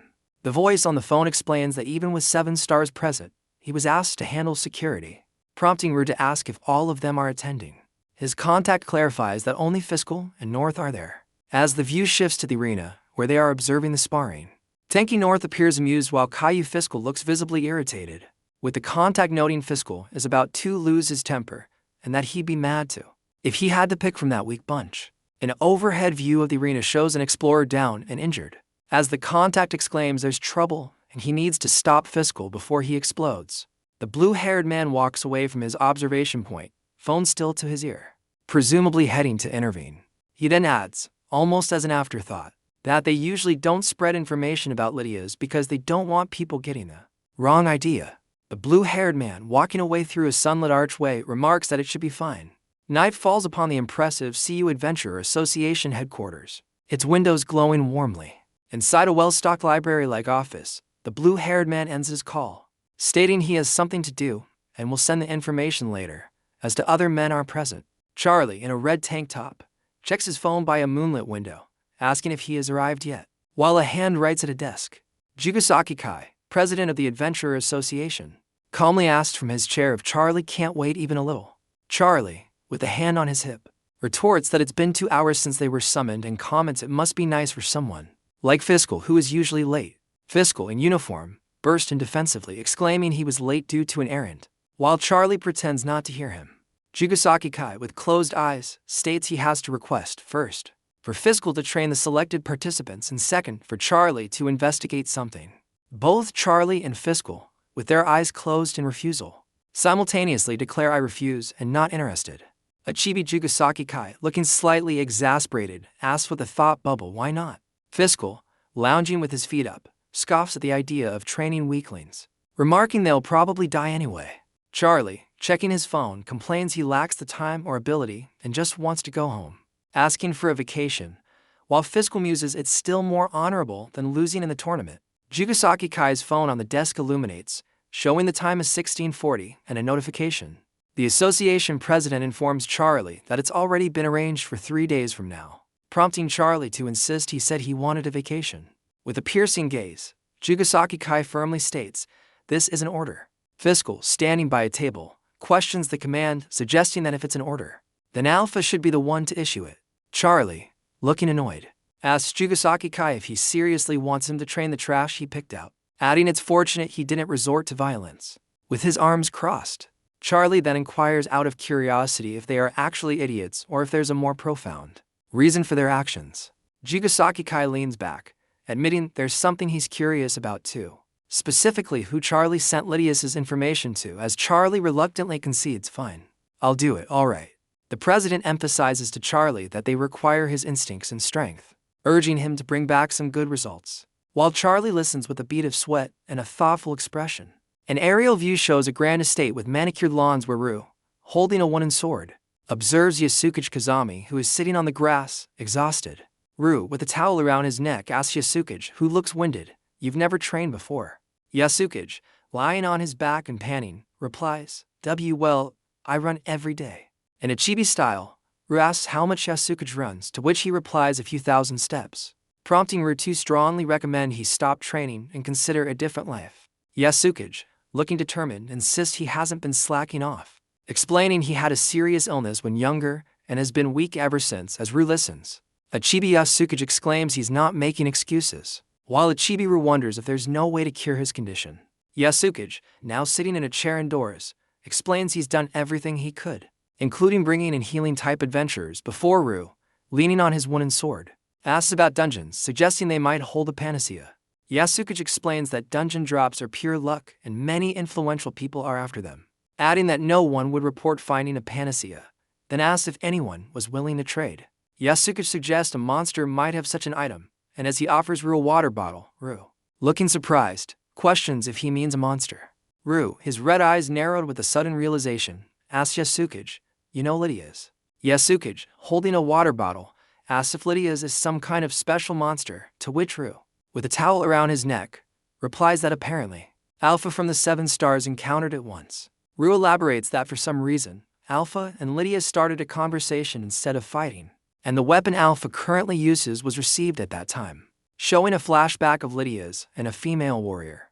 Yasukage questions if a monster can truly be that kind, and Ru, holding his wooden sword and a water bottle, confirms that's what they say, adding that others have met Lydia's too, who not only hands out rare items for free but also engages in equal trades. Ru internally reflects that the information on Lydia's he got from Charlie didn't mention anything about trades, wondering if it was deliberately hidden from him or if the recording was impossible.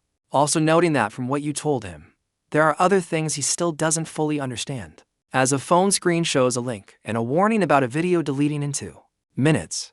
Yasukage asks Ru what's wrong, to which Ru replies it's nothing, then inquires if it would be alright if he borrowed Yasukage's villa for a while, and Yasukage readily agrees, saying to use it however he likes. Yasukage then asks if Ru is training alone, and Ru affirms, explaining that most combat-related resources are either owned by the association or guilds. Ru states he doesn't want to owe the association or be tied to any particular group, and if he tries to buy them himself, it's difficult, as an image of an opulent villa is shown. Holding his wooden sword and looking up, Ru thinks that unless he absolutely has to, he'd rather not touch any of Nana's things. Half a month later, Ru, dressed in a black jacket and gray pants, walks down a brightly lit modern hallway, his red eye glinting with determination. Ru's foot is near a slightly ajar wooden door with some debris on the floor, and he looks inside with a serious, focused expression. Ru, with a grimace, deflects a wooden sword that embeds itself in the door beside him. Inside the room, a blond man in a military-style uniform, identified as Fiscal von Mestis, sits calmly, a sword leaning nearby. Ru, a scratch on his cheek, angrily questions if this is how a 7-star greets people. Fiscal, holding a framed photo of a smiling, cat-eared Nana, contemptuously asks if Ru is Nana's scumbag brother.